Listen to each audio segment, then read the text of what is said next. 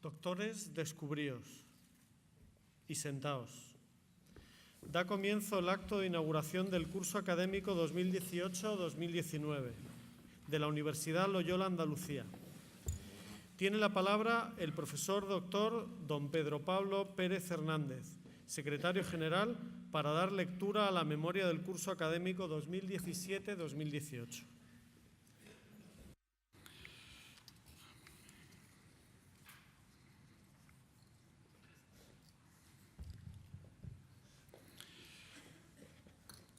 Reverendo Padre Provincial y Canciller de la Universidad Loyola Andalucía, don Antonio José España Sánchez. Rector magnífico de la Universidad Loyola Andalucía, don Gabriel María Pérez Alcalá. Estimado presidente del patronato de la Fundación Universidad Loyola Andalucía, don Ildefonso Camacho Laraña.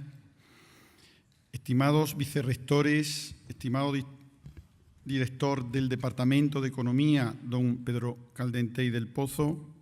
Autoridades, representantes de la sociedad civil, compañeros del claustro, del personal de administración y servicios, alumnos, queridos amigos.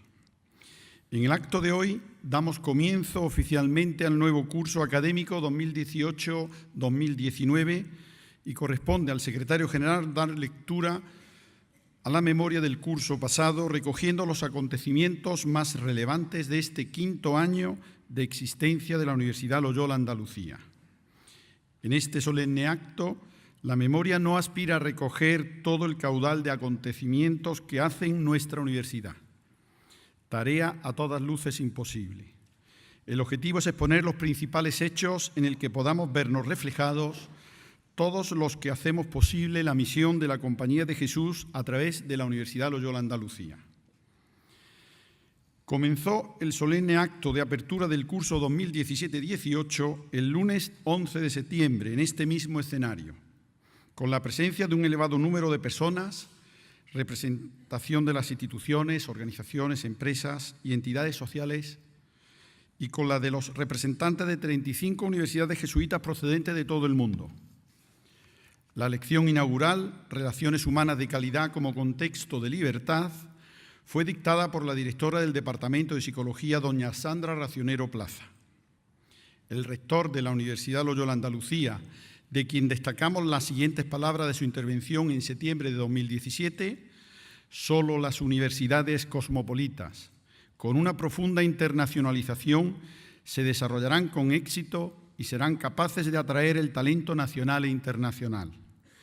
Es necesario explorar las posibilidades de desarrollar este concepto de universidad global entre las propias universidades de la compañía, pues compartimos misión, valores y forma de proceder. Declaró el curso académicamente oficialmente inaugurado. Seguidamente, la entonación del Gaudiamo Sigitur dio conclusión al acto académico del pasado año. El primer pilar sobre el que se asienta nuestra universidad es la docencia. La labor docente se lleva a cabo bajo la coordinación del Vicerrectorado de Ordenación Académica para los centros de nuestra universidad. Comenzaron las clases el lunes 4 de septiembre para los grados de Administración y Dirección de Empresas, de Comunicación, Criminología, Derecho, Economía, Educación Infantil, Educación Primaria, Ingeniería Electromecánica, Ingeniería de Organización Industrial, Ingeniería Mecatrónica y Robótica, Ingeniería Informática y Tecnologías Virtuales, Psicología, Relaciones Internacionales, así como para los 10 programas combinados de estudios oficiales o dobles grados. En cuanto a los estudios de posgrado, las clases se iniciaron el 2 de octubre y se impartieron los siguientes másteres universitarios oficiales: Abogacía, Asesoría Jurídica de Empresas, Auditoría y Finanzas, Dirección Financiera, Dirección de Personas, Gestión del Talento, Dirección de Marketing, Asesoría Fiscal, Profesorado en Educación Secundaria, Bachillerato y Formación Profesional, Dirección de Empresas, Ingeniería Industrial y los programas combinados de estudios oficiales o dobles máster en Abogacía y Asesoría Jurídica, Abogacía y Tributación, Dirección de Empresas, Dirección de Marketing, Dirección de Empresas, Dirección de Personas, Dirección de Empresas y Dirección Financiera, Dirección de Empresas y el máster de Ingeniería Industrial. En este curso, 6 de nuestros másteres universitarios han obtenido informe favorable para seguir impartiéndose al ser acreditados por la Agencia Andaluza de Acreditación de la Junta de Andalucía. Finalmente, en este quinto año de implantación de nuestra universidad se han impartido 2 programas de doctorado de Ciencia de los Datos y en Desarrollo Inclusivo y Sostenible, con una ocupación del 92% de las plazas ofertadas y una tasa de internacionalización del 40%.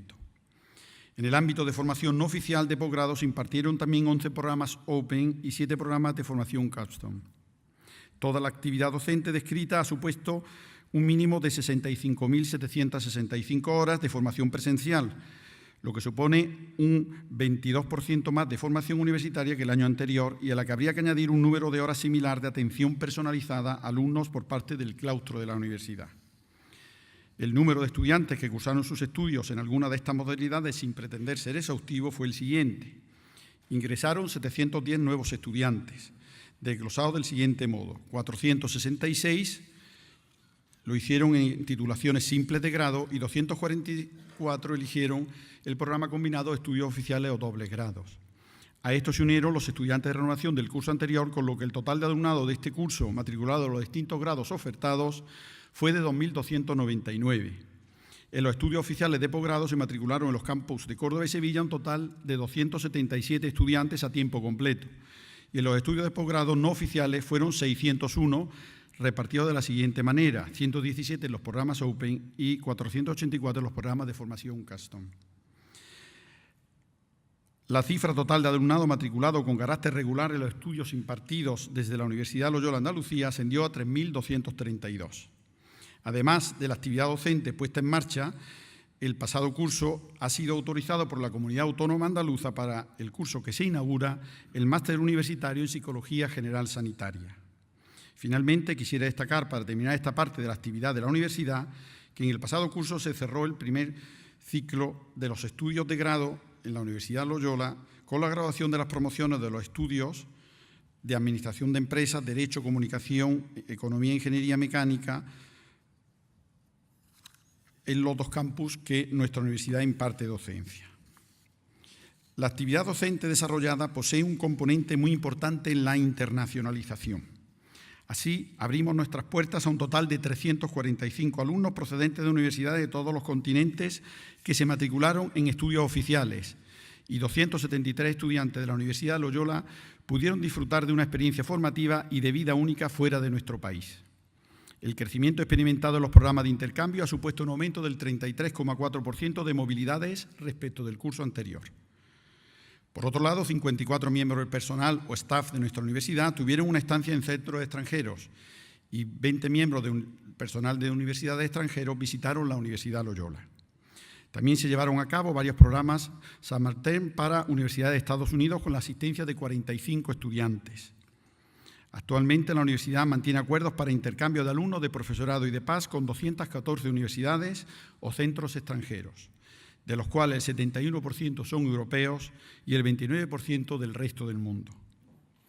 Como hito destacable quisiera mencionar la celebración ahora mismo, hace un año, del Congreso de la European Association for International Education en Sevilla, en la que nuestra universidad tuvo una intensa participación junto a 39 universidades de la Compañía de Jesús procedentes de América, Asia y Oceanía. En el ámbito de la docencia, la apuesta por el plurilingüismo representa uno de nuestros ejes centrales de actuación. En el curso 2017-18 se han ofrecido el 31% de los créditos de grado en inglés, teniendo una línea completa en este idioma para los estudios de grado en Administración y Dirección de Empresas. Y se ofertan los grados bilingües de Educación Infantil y Primaria, además de un buen número de asignaturas en inglés en los diferentes grados y máster oficiales. La empleabilidad y el emprendimiento es otro de los servicios clave en los momentos actuales que nuestra universidad presta a sus estudiantes. El primer contacto que ellos tienen con el empleo comienza por la realización de prácticas en empresas, instituciones y organismos que confían en la formación que estos reciben y les ofrecen su primer acercamiento al mundo laboral. La Universidad Loyola Andalucía mantiene un total de 1.742 convenios para que nuestros estudiantes puedan poner en práctica los conocimientos adquiridos, habiendo firmado 414 nuevos convenios en el presente año académico, lo que representa un 32% más frente a los existentes en el curso anterior. El Servicio de Empleabilidad y Emprendimiento ha gestionado 1.476 prácticas, lo que ha permitido la realización de un total de 914 prácticas en empresas, de las que 735 corresponden a estudiantes de grado con una duración media de 2,4 meses.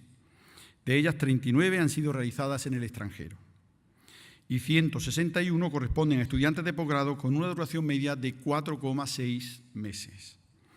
El número de prácticas realizadas, además de cubrir las necesidades académicas concretadas en los planes de estudio, ha permitido que muchos alumnos puedan aumentar su experiencia laboral realizando las denominadas prácticas voluntarias, que proporcionan un importante valor añadido a su formación. Además, nuestra universidad ofrece el servicio de orientación laboral de manera individualizada, llevándose a cabo 946 tutorías individuales con estudiantes y se han organizado 34 talleres formativos en los que han participado 857 personas. También, con el ánimo de movilizar el espíritu emprendedor, entre nuestros estudiantes se han ofrecido actividades en las que han participado 526 personas y se han generado 34 proyectos y tutorizado otros 8 proyectos empresariales de nueva creación.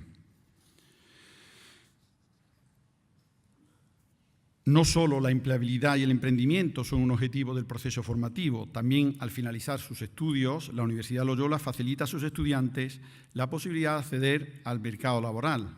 Para ello nos visitaron 23 empresas y se gestionaron de manera directa 121 ofertas de empleo. Quisiera hacer también una mención especial a las ayudas y becas al estudio otorgadas en el curso 2017-18.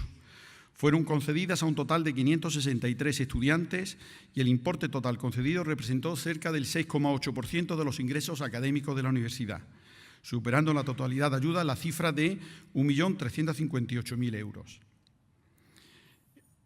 El conjunto de la actividad docente brevemente referida fue posible gracias a la magnífica labor desarrollada por el personal docente de gestión de la universidad. El personal docente de investigación suma un total de 515 personas, de los que el 74% son doctores, y el personal de administración y servicio está compuesto por 183 personas. La investigación, el segundo pilar sobre el que se asienta nuestra universidad, que quiere ser y ser reconocida como una Doctoral Research University.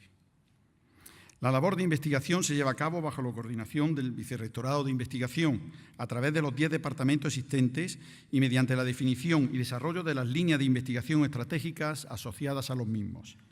Los equipos de investigación pertenecientes a estos han mantenido un alto nivel de producción científica. Esta se puede resumir a lo largo del pasado año en 18 proyectos de investigación, 18 libros, 38 capítulos de libros, 193 artículos en revistas científicas indexadas, siendo las publicaciones de carácter internacional del 75%. De los artículos indexados, el 57% del total lo están en el Journal of Citation Reports. Además, se presentaron 171 ponencias y comunicaciones en congresos y reuniones científicas, de las que el 87% lo fueron en congresos internacionales.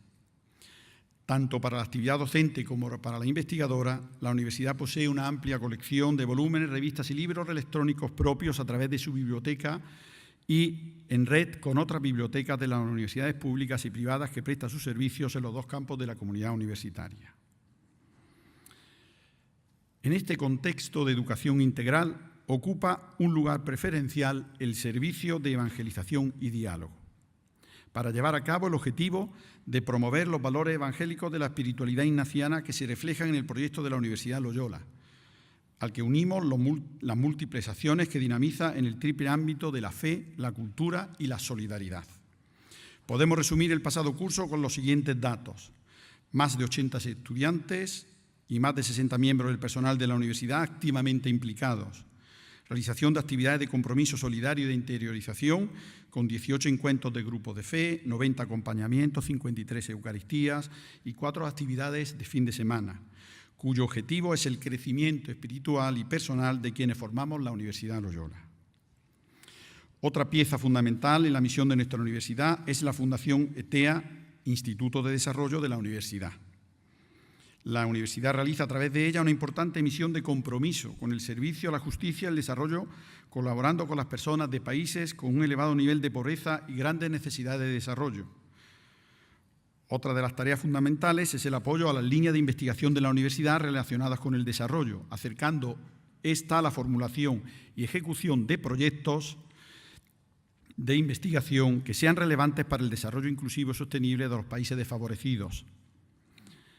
Disciplinas como psicología, ingeniería, comunicación o relaciones internacionales ya participan en proyectos de cooperación, uniéndose así al conjunto de las líneas ya tradicionales.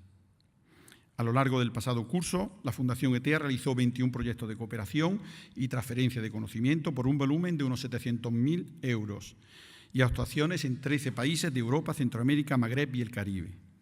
Asimismo, organizó 16 seminarios sobre desarrollo.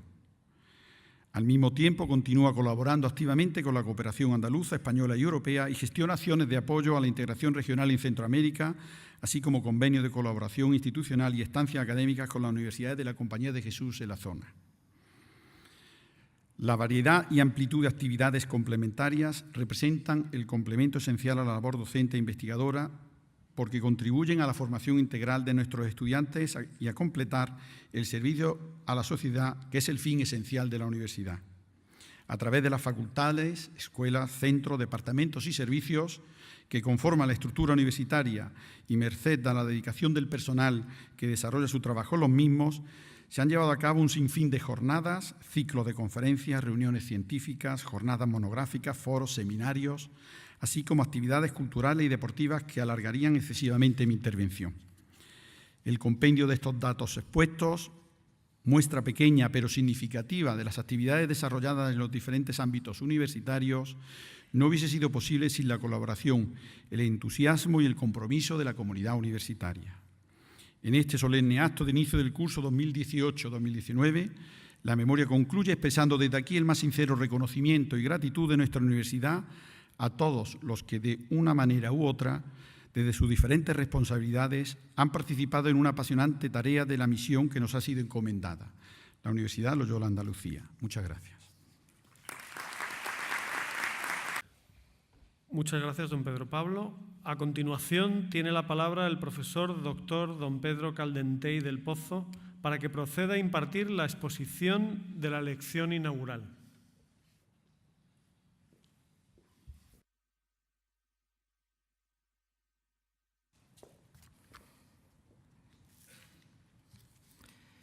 Querido Padre Provincial, Rector Magnífico, Presidente de la Fundación Universidad Loyola Andalucía, señores vicerrectores, Secretario General, invitados y autoridades de la sala, queridos colegas de la comunidad Loyola Andalucía, estimadas amigas y estimados amigos.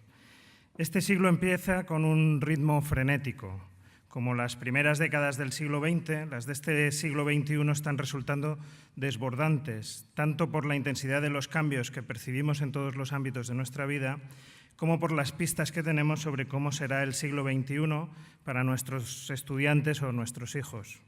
Es ahora difícil adivinar cómo resumiremos los locos años 20 del siglo XXI o cuáles serán las vanguardias que celebraremos dentro de unos años, o si lo que celebraremos serán los cambios en las relaciones sociales, los nuevos modelos de familia, o la transformación de las ciudades, o los coches sin conductor, o la extensión de una vida sin enfermedades o vejez. Hay muchas voces instaladas en el optimismo y que, invocando a Pinker y a otros autores, reclaman hoy que nunca tanta gente vivió mejor que ahora. Pero los inicios del siglo XXI comparten con los comienzos del siglo XX las tensiones e incertidumbres que llenaron esa época de ira y de destrucción. Algunos liderazgos perturbadores y la proliferación de ismos no nos permiten olvidar los riesgos que nos rodean ahora. Estamos en medio de un cambio de época que nos empuja a dibujar un escenario de crisis que, con suerte, será solo una transición. Una de las múltiples dimensiones de este escenario de crisis es el que afecta a la gobernabilidad de un mundo donde tiemblan los equilibrios que lo regían. Imaginen ahora que estamos en 1994. Nos gobiernan Mandela, Helmut Kohl, Mitterrand, Felipe González y también Clinton, Yeltsin, Fernando Enrique Cardoso, Ernesto Zedillo, Sujarto, Boutros Ghali, Jacques Santer en la comisión o Juan Pablo II. Termina la ronda Uruguay del GATT, por fin, y van a hacer la Organización Mundial de Comercio. Estados Unidos y el presidente Clinton han lanzado a los países latinoamericanos la idea de Bush padre del Área de Libre Comercio de las Américas, el ALCA. Ha entrado en vigor el Tratado de Libre Comercio de América del Norte, el NAFTA, con el susto inicial de la rebelión zapatista. La Unión Europea ha conseguido, tras algún sobresalto en forma de referéndums, que entre en vigor el Tratado de Maastricht, que da paso a la Unión Monetaria. Se ha creado el Instituto Monetario Europeo, antecedente del Banco Central. Proliferan los acuerdos comerciales en todo el mundo y nadie se imagina a China como un competidor gigante, sino como un suculento mercado. En 1994, China hace su primera conexión a Internet. La última década del siglo pasado y la primera de este se caracterizaron por la expansión del multilateralismo y la globalización. Los acuerdos regionales de libre comercio e integración crecían alrededor de la Organización Mundial de Comercio como aceleradores del multilateralismo o potenciadores de las posiciones de algunos bloques regionales. El resultado de esa expansión dio lugar a lo que el profesor Yadis Bhagwati de Columbia University denominó el Spaghetti Bowl, donde cada línea de ese gráfico es un acuerdo y que reflejaba el enorme lío de acuerdos de todo tipo en los que estaba involucrada América Latina particularmente. En enero del año 2014 organizamos desde la universidad y su Instituto de Investigación en Desarrollo, la Fundación ETEA, un seminario sobre integración regional en América Latina con la Secretaría General de las Cumbres Iberoamericanas, la SEGIP, con el Sistema de la Integración Centroamericana, con el Ministerio de Asuntos Exteriores y Cooperación, a la que asistieron representantes de organismos multilaterales y de acuerdos latinoamericanos de integración, de todos ellos, junto a los académicos de varios países que convocamos para el debate. En esa reunión, Antoni Esteve de Ordal, gerente del sector de integración y comercio del BID, nos ayudó a revisar el mapa de los acuerdos regionales, mostrando la explosiva secuencia de acuerdos regionales de los últimos 50 años. Desde la consolidación de la integración regional en Europa en los años 50 y 60, a su prolongación en América Latina en los años 60 y 70, a la que se suma después Oriente Medio en los años 80, que se extiende por todo el mundo en los años 90 y se multiplica al inicio de siglo hasta completar esta tupida telaraña actual de acuerdos que está fechada en el año 2014. Una pregunta intrigante es cómo será el gráfico del año 2025, más lioso o menos lioso. El Spaghetti Bowl de los 90, o esta telaraña más reciente, han sido valorados en general con una sensación de dinámico optimismo que supera el desorden que sugiere la imagen del Spaghetti Bowl o la secuencia que os he mostrado. El concepto anglosajón de regionalismo, también conocido como regionalismo abierto, le ofrece sentido y coherencia al lío de acuerdos, acudiendo a su visión laxa y dúctil de la naturaleza de los acuerdos y porque los ha entendido como promotores de la apertura y la liberalización. El regionalismo abierto mezcla acuerdos de naturaleza muy diferente. Desde esta universidad llevamos años insistiendo en que para entender el regionalismo es preciso diferenciar la naturaleza diferente de los acuerdos de libre comercio, de los acuerdos de integración o de los acuerdos de cooperación, colaboración o complementariedad. La visión anglosajona de los años 90, dominante, tenía en los años 90 del regionalismo, tenía en los años 90 una mirada escéptica sobre la Unión Europea que todavía mantiene, más aún después de la crisis del euro. En la academia o la diplomacia anglosajona, la Unión Europea es percibida como una excepcionalidad ciertamente sospechosa en el mapa del regionalismo global.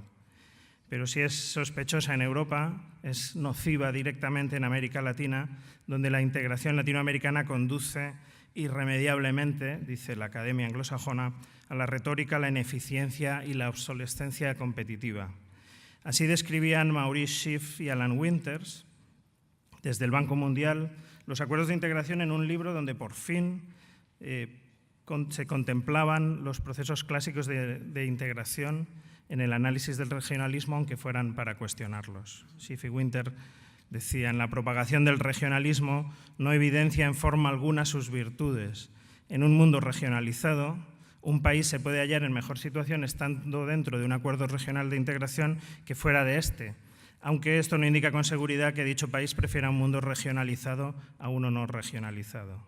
Para ofrecer una ilustración gráfica y cariñosa, si me permiten, si se suscita una riña de pandillas en el vecindario, posiblemente convenga más ser parte de una pandilla, pero esto no hace que las pandillas sean algo recomendable. Esta época dorada del multilateralismo y el regionalismo acelerador del libre comercio cambió de forma drástica en la segunda década del siglo XXI, o para ser más preciso, durante los momentos previos de la Gran Recesión. El atasco no resuelto en la Organización Mundial de Comercio es un factor principal del cambio de escenario y las razones del atasco han sido diversas, pero podemos destacar dos entre todas ellas. Una, la aparición de economías emergentes y su aprovechamiento inesperado de los beneficios de la globalización, China, pero no solamente China. Y segundo, la estupefacción de las economías occidentales avanzadas, la Unión Europea, Estados Unidos, Japón, al percibir que la ganancia neta obtenida por la globalización era mucho menor de lo que habíamos calculado y dejaba además una lista larga de perdedores dentro de nuestras fronteras. Quizás ha sido Dani Rodrik una referencia fundamental, un economista fundamental en el análisis del comercio internacional y su impacto en el desarrollo, quien ha explicado mejor la naturaleza de la crisis con su ya clásico y repetido gráfico sobre el trilema de la globalización. Si recuerdan, la tesis de Rodrik es que hay tres fuerzas que explican el comportamiento de la sociedad globalizada, pero la profundización simultánea de las tres fuerzas es incompatible. Hay que escoger dos de ellas. Por lo que nos vemos, aparecen entonces tres escenarios. Uno deseable, pero que parece imposible, que es el de un federalismo global, inclusivo y democrático, donde los consensos globales de desarrollo protegen el interés común frente al predominio de los intereses nacionales y particulares. Otro escenario, que es el que hoy nos asusta más, el de la camisa de fuerza dorada, dice Rodrik, donde cada país juega sus bazas, como hacíamos en el siglo XIX en el marco del patrón oro, con la democracia como la dimensión sacrificada, y un tercero más probable, en el que, limitando la profundización de la globalización, acordemos unas reglas globales del gobierno al estilo de lo que hicimos con los acuerdos de Bretton Woods después de la Segunda Guerra Mundial. Pero avancemos hacia el objeto principal de esta lección inaugural. Si esta crisis es de multilateralismo y de la globalización, ¿por qué hablamos de crisis del regionalismo? Hay en la agenda global varios elementos que justifican esta afirmación. Primero, la crisis de los megaacuerdos de libre comercio. Segundo, el neoproteccionismo de algunos países, y en especial de Estados Unidos, tradicional guardián del libre comercio y el multilateralismo. Tercero, la crisis del regionalismo latinoamericano y, en cuarto lugar, la crisis de nuestra Unión Europea. Los megaacuerdos regionales no forman parte de los años dorados de la globalización y son más bien reacciones a la crisis del multilateralismo, intentos de las tradicionales potencias occidentales por recapturar o capturar mejor los beneficios de la globalización. En el caso, por ejemplo, del TTIP, el Transatlantic Trade and Investment Partnership entre Estados Unidos y la Unión Europea, o para compartir o competir mejor con los ganadores asiáticos de la globalización, con el TPP, el Trans-Pacific Partnership. Incluso el único sobreviviente, porque ya saben que TTIP y TPP han tenido una alteración radical de sus planes, el único sobreviviente de todos ellos, el CETA, Comprehensive Economic and Trade Agreement, entre Canadá y Estados Unidos, forma parte también de esa lógica. El regionalismo ya no es un acelerador de la globalización, sino una herramienta para competir o para defender mercados. La agenda del libre comercio ha cambiado mucho con respecto a los acuerdos de los 90. Hoy el acceso a los mercados no es el asunto principal de los acuerdos, dado el bajo nivel global de protección arancelaria. Son más relevantes las negociaciones sobre las medidas no arancelarias relacionadas con barreras técnicas, sanitarias, fitosanitarias, legales o fiscales. Los nuevos acuerdos incorporan también sensibles negociaciones sobre el intercambio de servicios, la propiedad intelectual, la protección de las inversiones, los impactos medioambientales, el acceso a las compras públicas, la regulación de subsidios desde el Estado o la protección de los derechos laborales. Es una agenda amplia de gran impacto que explica el profundo debate sobre las negociaciones que se ha generado, por ejemplo, en el entorno europeo o estadounidense. Entre todas esas negociaciones, entre todos esos asuntos, son las normas sobre los arbitrajes de las diferencias y conflictos entre el Estado y los inversores extranjeros las que se han convertido en un tema central de controversia porque pueden forzar la imposición de regulaciones que limiten nuestras reglas, nuestras decisiones o los enfoques nacionales del desarrollo. Yo concuerdo con que estas críticas sobre estos aspectos son una frontera necesaria y razonable para definir los límites de la hiperglobalización, como también lo son las medidas sobre fiscalidad internacional, leyes antimonopolio o abuso de posición dominante de mercado de las multinacionales. Un asunto sobre el que sí llegan buenas sensaciones desde la Unión Europea.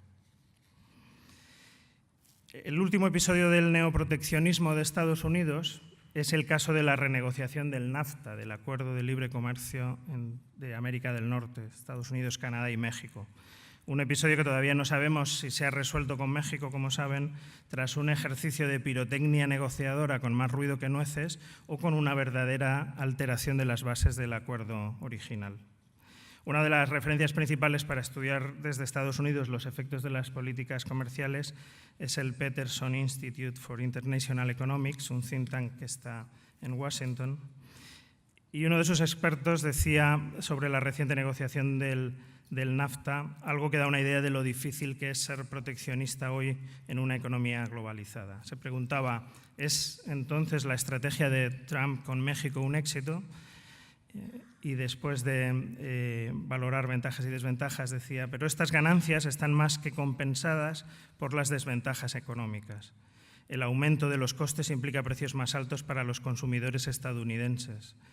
Igualmente importante es el deterioro de la competitividad de Norteamérica como plataforma de exportación global para los fabricantes de automóviles. A medida que se desacelera el crecimiento del consumidor en América del Norte, las compañías evaluarán dónde pueden producir de manera más competitiva para acceder a los mercados emergentes de Asia, América del Sur y otros lugares. El éxito de Trump termina diciendo, al intimidar a otro país para que acepte un trato comercial mutuamente malo, no es un logro económico. Los políticos extranjeros pueden apaciguar a la Casa Blanca para evitar un resultado peor, pero eso no debe confundirse con una buena política. No obstante, quizás no conviene, si me permiten la sugerencia, y pese al discurso simplón del America First y similares que hay detrás de estos argumentos, no conviene anatemizar el rechazo a los acuerdos exclusivamente como un asunto de nacionalismo ciego, autoritarismo o populismo. No conviene hacerlo, primero, porque los acuerdos comerciales no han ofrecido evidencias imbatibles de su infinita eficacia y bondad. Algunos acuerdos sirven, otros no sirven, unos sirven a unos pero perjudican a otros. Segundo, porque los efectos internos negativos se han hecho más visibles al extenderse dentro de nuestras fronteras y corregir los excesos de una competitividad basada en la hipereficiencia no es necesariamente una posición absurda. Y tercero, porque la lógica de los acuerdos de libre comercio es poco compatible con el desarrollo de políticas industriales y la promoción de nuevas pautas de desarrollo que hoy han entrado de lleno en la agenda del debate teórico de la economía del desarrollo, de la mano de Dani Rodrik, por ejemplo, desde Harvard University, de Ha-Yun Chang desde Cambridge o de Justin Yifu Lin, que fue el penúltimo economista jefe del Banco Mundial y es hoy el decano del Institute for New Structural Economics. Creo que ha pasado el momento estelar que tuvieron los acuerdos de libre comercio. Evitar un rebrote dañino del proteccionismo es una tarea que hay que evitar activamente. Pero quizás es el momento de que los acuerdos de libre comercio pasen a la retaguardia de los instrumentos de política económica tras 30 años de protagonismo natural, pero innecesario en estos momentos. Quiero hacer, siguiendo con la lección, especial énfasis en dos ámbitos de la integración regional que hemos estudiado muy a fondo en esta universidad: el caso europeo y el latinoamericano. Pero déjenme hacer primero algunas consideraciones metodológicas sobre el estudio del regionalismo. El primero es que, como habrán apreciado, y es especialmente determinante en estos momentos, el enfoque del análisis del regionalismo y la integración regional es necesariamente multidisciplinar. La economía por sí sola es ciertamente útil hablando de aspectos concretos de la integración económica, no cabe duda. Por ejemplo, con mis colegas del departamento, Adolfo Cristóbal, Alejandro Cardenete y Alexander Necay, acabamos de publicar un análisis del impacto que tendría para las economías centroamericanas el escenario de apostar por el desarrollo completo de sus acuerdos regionales de la Unión Aduanera frente al escenario de acelerar la desgravación arancelaria del Tratado de Libre Comercio con Estados Unidos, del CAFTA. El resultado es que ahora mismo las ganancias de la primera opción son mejores en términos globales para los centroamericanos. Sin embargo, este resultado no será suficiente para el necesario cambio de énfasis en la política económica que sugieren los datos. Las relaciones internacionales, las decisiones institucionales, las posiciones de los actores relevantes en Centroamérica o Estados Unidos están condicionadas, que van por muchos factores que van desde la calidad de las instituciones hasta el compromiso tradicionalmente débil de las élites por el bien común. Los principales debates en torno al regionalismo no se pueden abordar, por tanto, sin un enfoque multidisciplinar. Mi trayectoria como investigador es también una consecuencia de esto que digo. Cuando decidí con José Juan Romero, mi maestro y director de tesis, escoger la Unión Aduanera Centroamericana como tema de tesis doctoral, acabamos estudiando la institucionalidad regional y sus dinámicas para explicar por qué no había pasado nada en la Unión Europea durante tantos años, en la Unión Aduanera, durante tantos años de análisis a partir del consenso abrumador que había en la región sobre sus ventajas. Hay más temas metodológicos importantes relacionados con el problema de comparar en la integración regional comparada. En general, la diversidad de enfoques y disciplinas genera un amplio rango de definiciones: regionalismo, integración, libre comercio, o si acudimos al inglés, regionalism, regioness, regionhood, y hay pocos consensos en torno a todos estos conceptos. El objeto de estudio es además muy heterogéneo. La naturaleza diversa de los regionalismos o el tamaño geográfico de las iniciativas o sus peculiaridades culturales hacen difícil universalizar el conocimiento teórico, y por eso el estudio del regionalismo tiende a centrarse en estudios de caso, lo que permite capturar su singularidad, la de los casos, pero genera problemas de comparabilidad y dificultades para universalizar el conocimiento. Lo han estudiado bien los colegas del Instituto sobre Estudios Comparados de Integración Regional de la Universidad de Naciones Unidas en Brujas, en un trabajo fundamental para esta disciplina que les introduzco, que se llama Regionalism, una compilación en 4 volúmenes de las principales aportaciones al tema de donde Fredrik Söderbaum y Philippe de Lombard ilustran esta idea que comento acudiendo a Svaragia. El estudio del regionalismo comparado está enfermizamente definido, dice. O el propio Söderbaum cuando dice: no hay prácticamente debate sistemático sobre los fundamentos de la comparación. Pero el segundo problema metodológico que quería mencionar está también relacionado con el ejercicio de comparar, y es el eurocentrismo.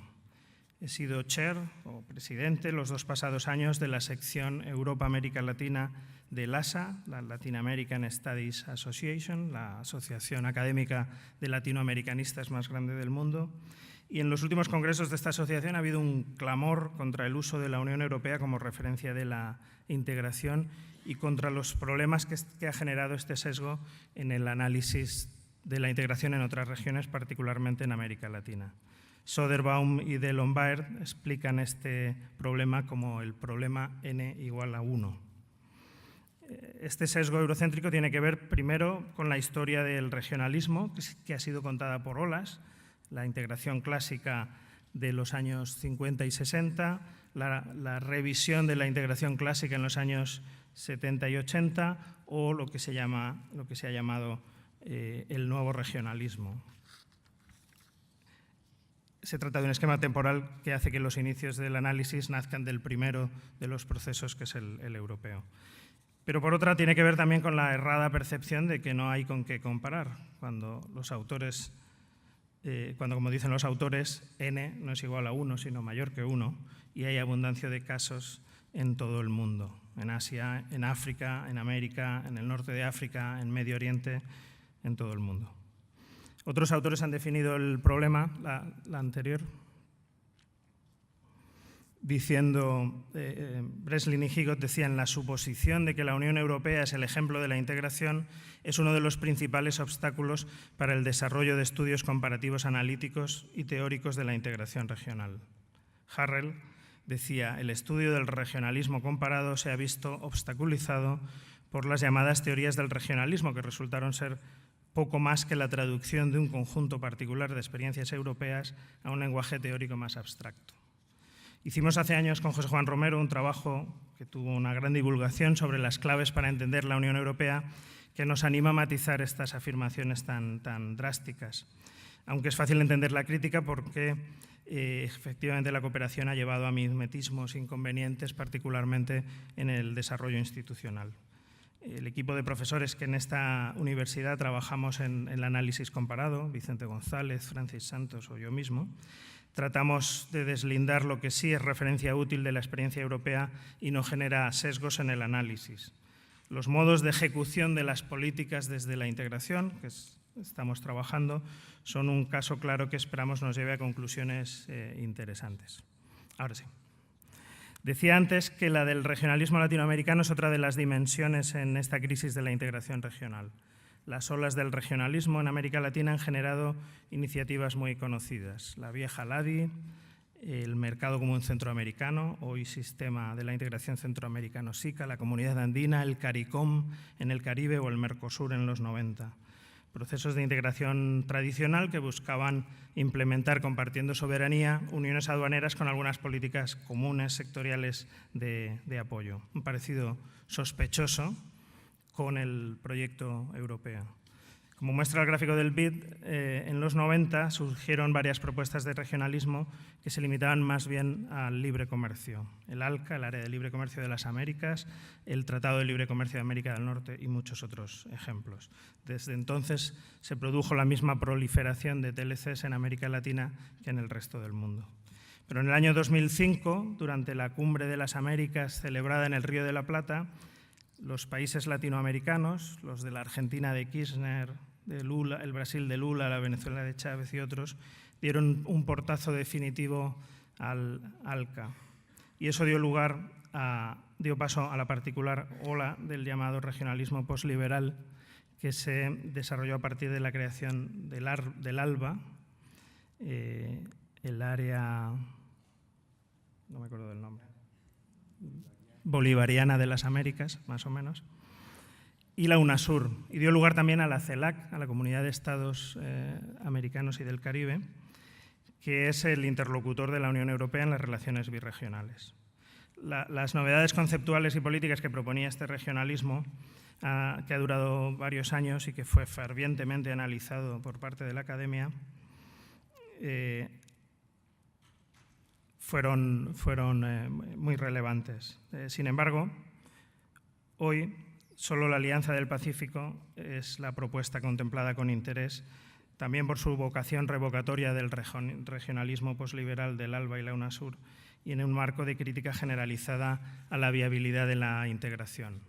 Las críticas se centran en varias afirmaciones tajantes sobre la falta de voluntad de los países latinoamericanos, la ineficacia de sus instituciones y del marco legal de los procesos, o la incapacidad de las iniciativas para generar efectos o avances tangibles en el beneficio de los ciudadanos. Esta alternancia de fases de alabanza y crítica forma parte de un comportamiento que se produce cíclicamente desde los años 60 en América Latina. Hay un patrón en este comportamiento que implica una fase inicial de entusiasmo político y normativo que tiende a durar en torno a 10 años, es decir, 2 legislaturas más o menos.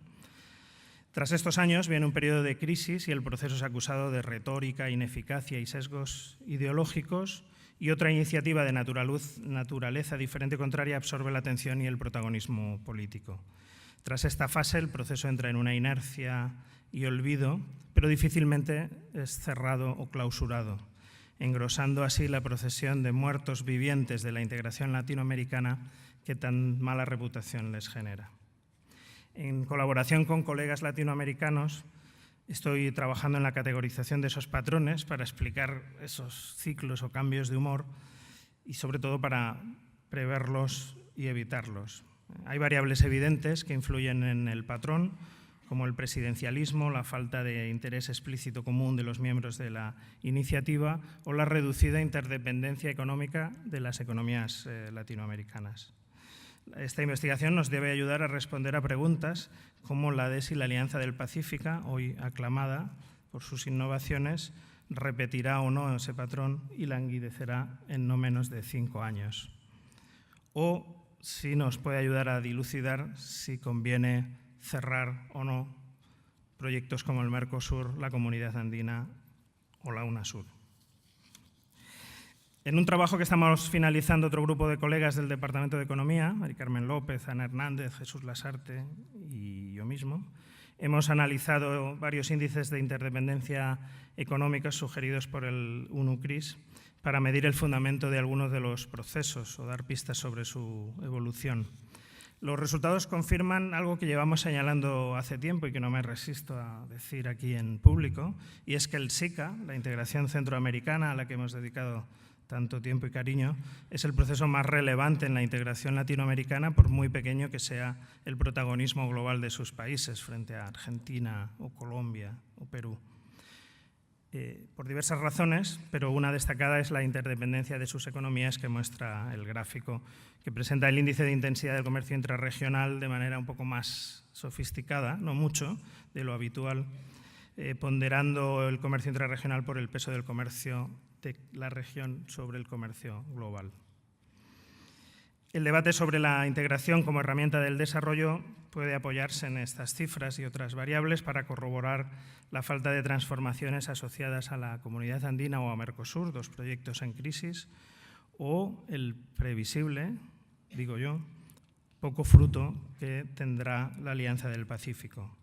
Pero una lectura más estratégica nos llevaría a destacar la dependencia de los países sudamericanos de los mercados externos y las pobres cifras de su comercio intrarregional, que no llegan en algunos casos ni al 10% en determinadas regiones. Cabe preguntarse entonces si no debería ser un punto destacado de la agenda de desarrollo latinoamericano diversificar los mercados, apostando por el de los vecinos, sin renunciar ni a China, ni a Estados Unidos, ni a los países asiáticos.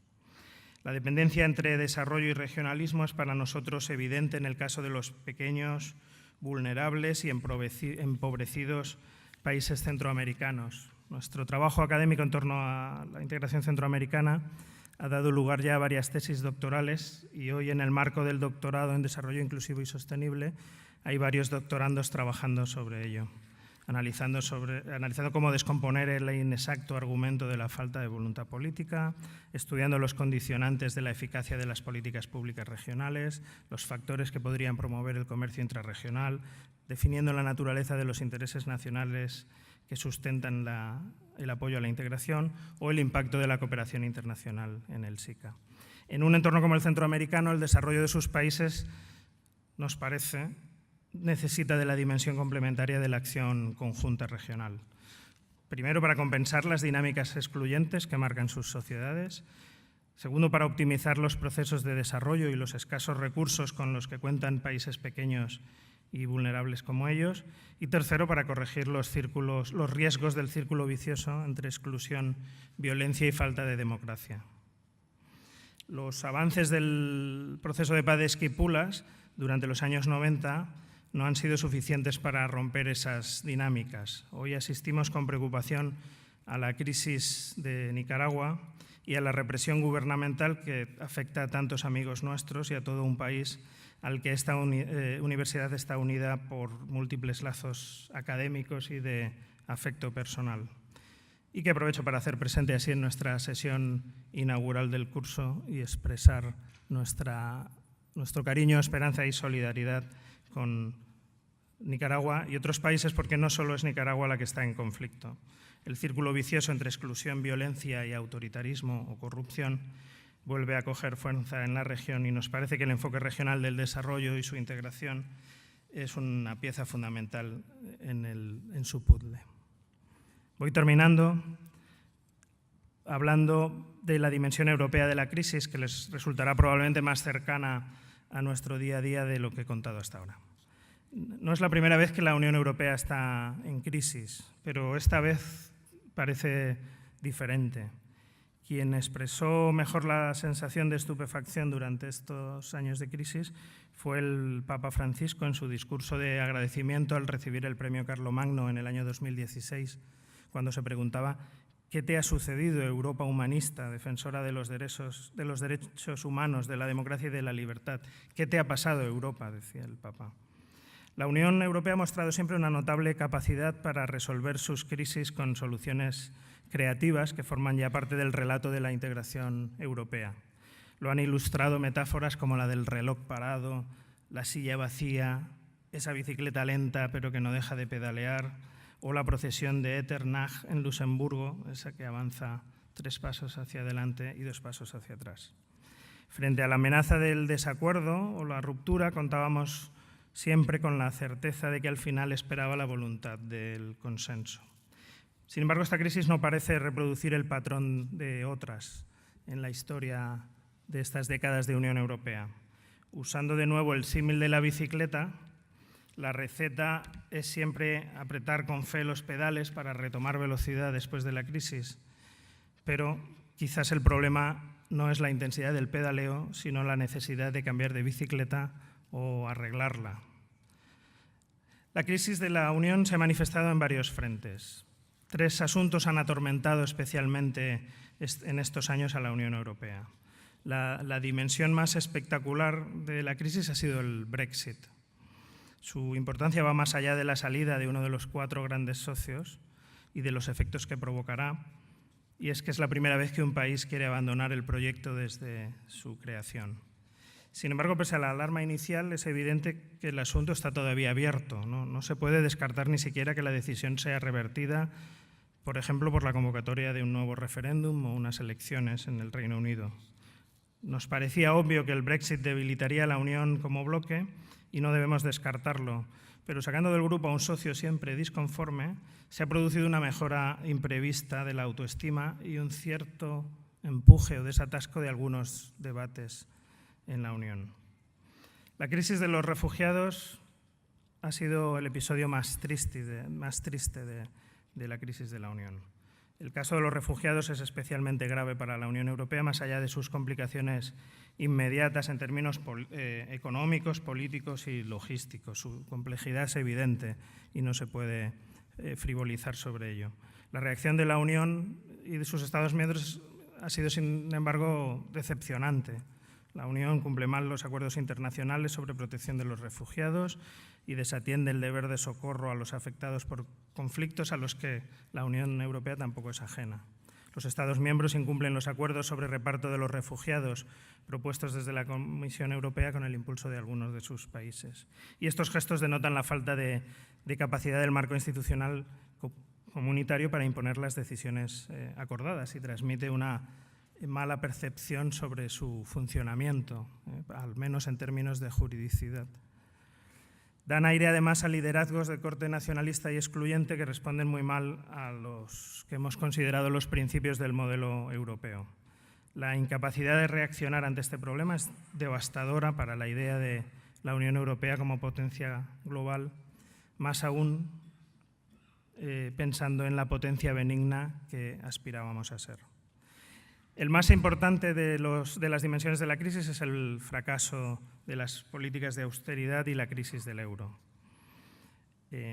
Como Estados Unidos y el G20, también la Unión pasó de entender la crisis como un efecto de los procesos de regulación del sistema financiero en todo el mundo y de los fallos de los mecanismos de supervisión públicos y privados, a entenderla como una crisis de deuda pública, la lectura que se ha impuesto en todos estos años recientes. La política de reacción a la crisis ha generado efectos económicos con implicaciones políticas y sociales muy importantes. un desempleo notable, el deterioro de las condiciones salariales y de la estabilidad de los contratos, economías poco capaces de crecer, pocos cambios en la estructura productiva que den aliento a un futuro diferente y una desigualdad inédita en las últimas décadas en Europa. Todos son factores que amenazan nuestra idea del Estado social europeo. Observamos además con preocupación que los vientos de cola que impulsaban la recuperación estos años se han frenado. Suben los precios del petróleo, se frenan las políticas monetarias súper expansivas del Banco Central Europeo y es previsible que los tipos de interés suban y el turismo, pensando en nosotros, modera sus cifras. Paul de Grauwe es uno de los economistas europeos con más relevancia en el análisis de la crisis del euro y hacía un balance centrado en 3 aspectos que sintetizan bien la crisis del euro. En primer lugar, en el análisis de las debilidades de la gobernanza del euro y su diseño inicial y de la eficacia de las medidas de coordinación de políticas que se han adoptado para enfrentarlas.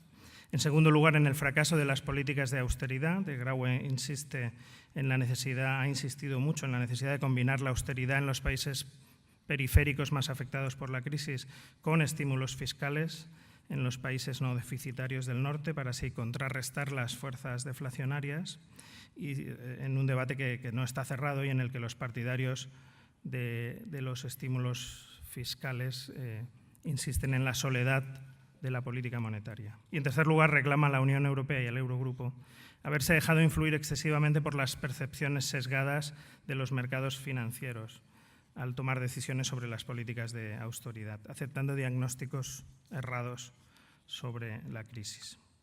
Pero el euro es mucho más que un acuerdo sobre política monetaria y cambiaria. Es un símbolo de la integración europea y es probablemente su mejor carta de presentación como potencia global ante el mundo. Es una buena idea que no se diseñó bien, por lo tanto el proyecto debe ser corregido. Las últimas señales ofrecen una respuesta positiva desde la siempre criticada tecnocracia europea. La unión monetaria, el euro, tienen en su agenda varios asuntos críticos junto a la tardía, persistente, discutida y exitosa política expansiva del Banco Central Europeo. Uno de ellos es la creación de instrumentos financieros para compensar la crisis, el Mecanismo Europeo de Estabilidad, un potencial futuro Fondo Monetario Europeo, como sueñan algunos. El segundo asunto es el camino a la unión bancaria, que está ya avanzado en términos de supervisión y resolución bancaria, pero que encuentra dificultades importantes para crear algo parecido a un Fondo Europeo de Garantía de Depósitos. Y la presión de la crisis incorporó hace años un tercer asunto al debate, el de la política fiscal, cuyo avance pierde fuerza, pero que ha introducido ideas interesantes en materia de armonización de las políticas tributarias y de los niveles de presión fiscal. Son también muy interesantes las posibilidades para evitar las prácticas que facilitan la elusión fiscal. Pero ¿cuándo fue que se malogró el proyecto europeo y bordeamos esta crisis, este riesgo de ruptura que decía antes?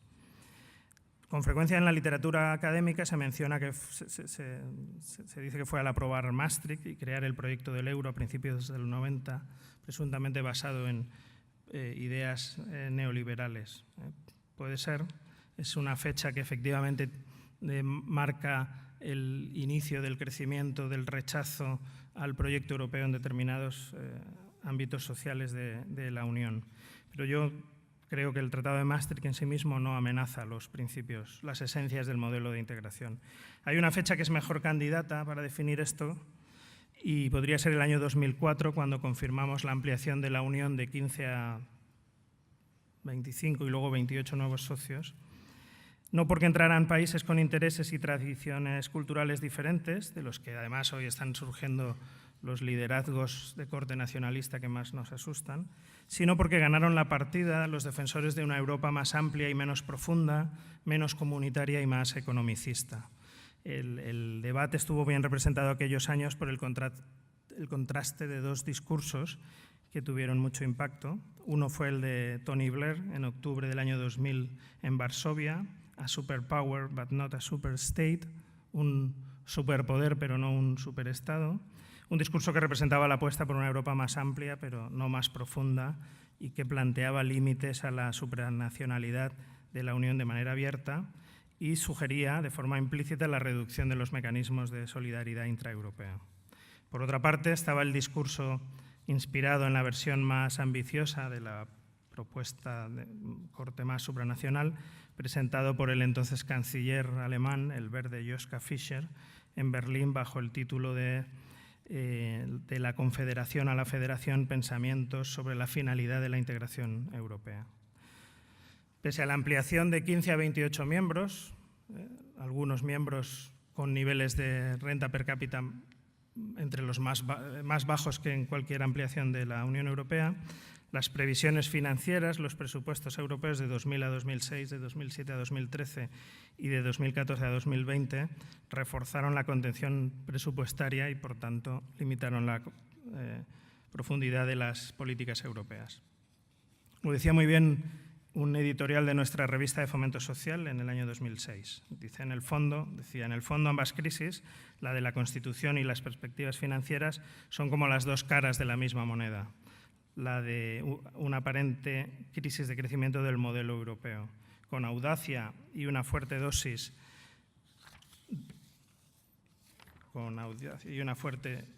de generosidad, la ampliación supuso un salto cualitativo, no solo cuantitativo, pero el frenazo sufrido a la hora de poner los medios para que el modelo tenga futuro pone en cuestión el proceso mismo. Para terminar, ¿qué hacer entonces con la Unión Europea? La Unión celebró el pasado 25 de marzo del 2017 el 60 aniversario del Tratado de Roma, si recuerdan. Lo hizo entre estos malos presagios que resumo. Lo hizo además con timidez sobre si celebrar los logros de la Unión Europea, pero pocas cosas hay mejores que la integración en la historia de las últimas décadas de la Unión Europea. La idea de ver unida a gente tan diversa en torno a objetivos comunes es un fantástico logro que no se puede minimizar.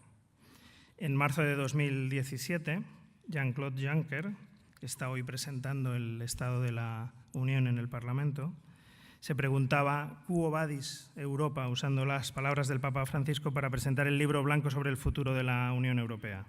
Es un texto de fundamentos inusualmente débiles para lo habitual en el marco de la Comisión Europea, que nos tiene acostumbrados a documentos sesudos. Como señalaron muchos autores, en sus primeras reacciones al texto se trataba de una respuesta insuficiente, un documento centrado en la estrategia y no en el contenido o los principios del modelo.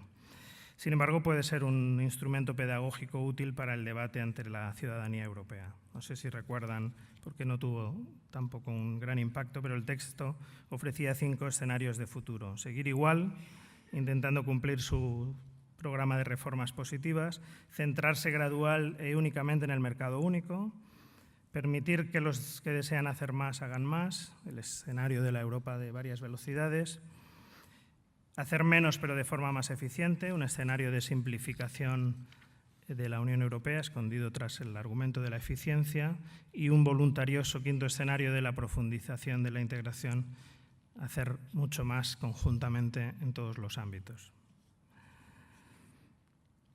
La salida de la crisis se debería centrar entonces en evitar la tentación de la ruptura del modelo. La agenda de futuro debe evitar la opción de dar marcha atrás, pero tiene que reinventarse a partir de la respuesta a las necesidades de la Europa del siglo XXI, recuperar algunas de las raíces de la Unión, redefiniendo el proyecto común, desarrollado en torno a esa idea del juego de suma positivo de sus intereses combinados, permitiendo que los Estados miembros de la Unión amparen a sus ciudadanos tras la crisis y ofreciéndoles una sociedad con instrumentos para competir globalmente y garantizar una prosperidad inclusiva. Y aspirando también a extender su impacto positivo a una sociedad global que genere oportunidades para todos sin dejar a nadie atrás. ¿Qué significaría eso en los términos actuales del debate? Pues que las políticas de la Unión, todas, merecen una profunda revisión, que es urgente romper inercias, aunque esto no debe ser la excusa para ahorrar presupuesto y para debilitar los mecanismos de solidaridad. No hay proyecto ambicioso en la Unión Europea, a mi juicio, que no esté asociado a mayor presupuesto. Tampoco puede estar limitado a un sistema de decisiones susceptible de vetos y bloqueos, por lo que la idea de la Europa de varias velocidades no es necesariamente descartable. El futuro, sin embargo, nos permite ser optimistas tras muchos años de perspectivas oscuras. A este libro blanco le han seguido otras propuestas que parecen confirmar un nuevo ambiente de debate. El discurso de Emmanuel Macron en la Sorbonne en septiembre de 2017, las propuestas de Juncker en el discurso del Estado de la Unión del 2017, no el de hoy, o las sugerencias de Donald Tusk en su propuesta a los jefes de gobierno, Building Our Future Together, también en el año 2017 en Estonia. Marcan una agenda aparentemente más ambiciosa y mejor entroncada con el futuro, que sin embargo se vio frenada por las elecciones alemanas y la dificultad de formar gobierno. Urge entonces que los liderazgos recuperen el tono. Y hay dos hitos que van a marcar a corto plazo la ambición del proyecto europeo y las ganas de recuperar su potencial y su belleza. El primero es la negociación de las previsiones financieras 2021-27, una negociación poco sexy, pero en la que nos jugamos mucho. Y el segundo es el movimiento político-social que seamos capaces de impulsar en torno a la celebración de las elecciones al Parlamento Europeo de mayo del 2019. Porque no sé si se imaginan cómo sería un Parlamento Europeo lleno de euroescépticos o nacionalistas, lleno de radicalismo anti-europeo. Y ahí me parece que la universidad tiene que responder a este reto haciendo dos cosas. Una es ser activa y valiente en la batalla de las ideas para recuperar lo mejor del proyecto común de futuro y espantar las ideas falsas, excluyentes y tontas. Y segundo, movilizar a los jóvenes para que tomen las riendas de su futuro con posiciones activas en esas elecciones y una votación lo más masiva posible al Parlamento Europeo. Muchas gracias.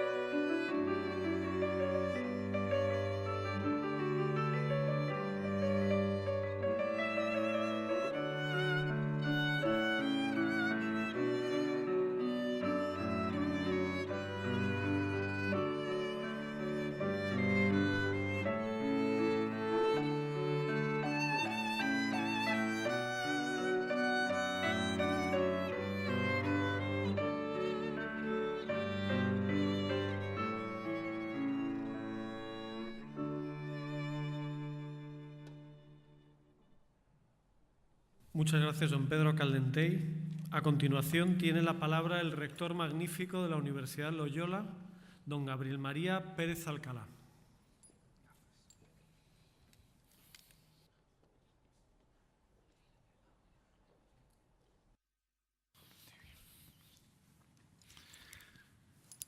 Reverendo Padre Provincial de España y Canciller de la Universidad Loyola Andalucía, Reverendo Padre Ildefonso Camacho, Presidente del Patronato de la Fundación, Secretario General de la Universidad, Vicerrectores y Consejo de Gobierno, Señor Alcalde de Dos Hermanas, Señor Director General de Investigación y Transferencia del Conocimiento de la Junta de Andalucía, autoridades civiles, académicas y militares, claustro de la universidad, personal, alumnos y alumnas, queridos alumni, señoras y señores, amigos todos. Permítame que en primer lugar dé las gracias al Padre Provincial, canciller de nuestra universidad, por estar hoy aquí compartiendo con nosotros este momento. Gracias, Padre, por su presencia aquí, por lo mucho que significa para esta comunidad universitaria de apoyo y de consideración y por lo importante que es, una vez más, sentir el aliento del conjunto de la compañía entre nosotros. Gracias, Antonio, por el esfuerzo que sé que has hecho viniendo. En segundo lugar, y es un honor que no por repetido es menos importante, quiero agradecer la presencia del alcalde de Dos Hermanas, no solo por la generosidad con la que compartimos este edificio, sino por lo mucho que la Universidad Loyola le debe, pues el campus que ya estamos construyendo y que han podido ustedes ver parte de la estructura y que inauguraremos, Dios mediante, el año que viene, es también fruto de su visión de cómo engrandecer una ciudad. Gracias, alcalde, gracias, Kiko, por tu permanente disponibilidad, amabilidad. En tercer lugar, quiero dar las gracias al profesor Pedro Caldentey por su lección magistral. Gracias, querido Perico, no solo por esta lección con la que hoy nos ha ilustrado, llena de ideas, algunas de las te las copiaré en alguna clase, sino también por tu amistad de tantos años y por la confianza que depositaste en este proyecto un sábado de un ya lejano mes de diciembre del año 2010, cuando aún estabas en San Salvador y viniste de visita a Córdoba, y yo te convencí para que te volvieras. Y finalmente, quiero agradecer a todos ustedes su presencia en este acto que una vez más nos congrega en el amanecer de un nuevo curso, el sexto de la Universidad Loyola Andalucía. He de confesar que cada vez que me enfrento a la redacción de un discurso académico, bien de apertura, bien de Santo Tomás, bien de graduación, me invade una cierta desazón. Y no por tener que declamarlo o leerlo en público, sino porque no sé si mis palabras tienen más recorridos que los pocos minutos de su audiencia. Pues ni yo mismo las recuerdo más allá que vagamente, así que pasen unos meses. Vivimos en tiempos de inmediatez y las palabras que antes se las llevaba el viento hoy pasan fugazmente delante de nuestros ojos en las pantallas de los artefactos tecnológicos que todos llevamos. Por eso, para evitar que el mensaje se disuelva a partir de mediodía, en el cóctel, voy a centrarme en un par de ideas que me parece conveniente subrayar para este curso, y me dirijo especialmente a la comunidad universitaria, y lo anuncio también para nuestros amigos, lo que además esto vaticina que seré breve. Ese par de ideas son el nuevo marco en el que hemos de desarrollar nuestra labor las universidades de la compañía a partir de la creación el pasado mes de julio de la International Association of Jesuit Universities, IAJU, y un primer mandato que se nos ha hecho a partir de esta creación. El curso pasado, y así lo ha reflejado la memoria, estuvo señalado por dos hitos muy relevantes para nuestra universidad y el marco en el que desarrolla su actividad, el de las instituciones de educación superior de la Compañía de Jesús. Uno ocurrió al inicio del curso y otro en el final. Hace un año, Sevilla se convirtió por unos días en el centro de la educación superior europea con la celebración del Congreso de la European Association of International Education. Con motivo de ese evento, en el que estuvieron presentes 35 universidades de la Compañía de todo el mundo, tuvimos un encuentro en este mismo edificio que sirvió como preparación de lo que ocurriría unos meses después. Un encuentro liderado por el padre Mike Garanzini, que supuso un fuerte impulso e inspiración para una de las características que siempre hemos querido subrayar y que tenemos presente en nuestra universidad, su carácter internacional, diverso, cosmopolita.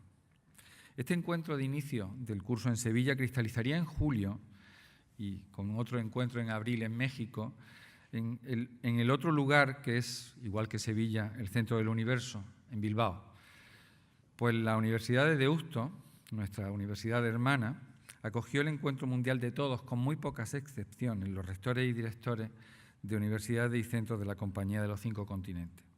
El punto culminante de ese encuentro de Bilbao de julio, como todos sabéis, fue la firma en la Basílica de Loyola, al lado de la casa natal de San Ignacio, de la constitución de la International Association of Jesuit Universities por parte del Padre General y de los representantes de las 6 asociaciones regionales de universidades de la Compañía: África, Asia-Pacífico, Sudeste Asiático, Europa y Medio Oriente, Latinoamérica y Norteamérica. El hecho de constituir la asociación los documentos que la soportan, los mensajes allí recibidos, empezando por el discurso del Padre General, que os recomiendo muy encarecido y que lleva por título a la Universidad Fuente de Vida Reconciliada y que tenéis en la página web de la asociación. Los contactos que allí se realizaron y las experiencias vividas aquella semana son tan ricos que creo que marcan un antes y un después en las universidades de la compañía y, desde luego, en la nuestra. La creación de la IAJU, la Asociación Internacional de Universidades de la Compañía, tiene indudablemente muchas lecturas.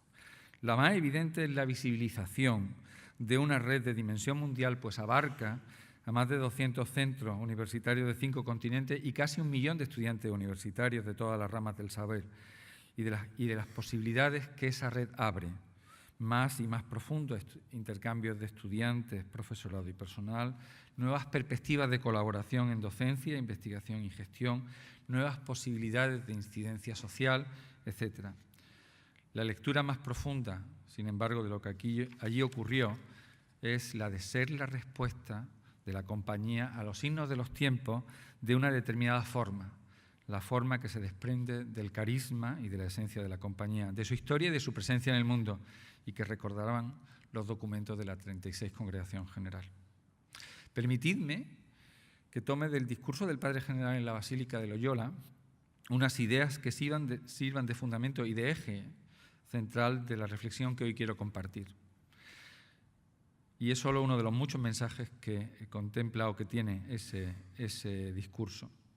Es evidente que las instituciones universitarias, como parte del trabajo intelectual, son una de las principales respuestas de la compañía al mundo diverso, global, complejo, acelerado e incierto en el que nos ha tocado vivir, pues a ella dedican mucho de sus recursos y esfuerzos de forma además creciente.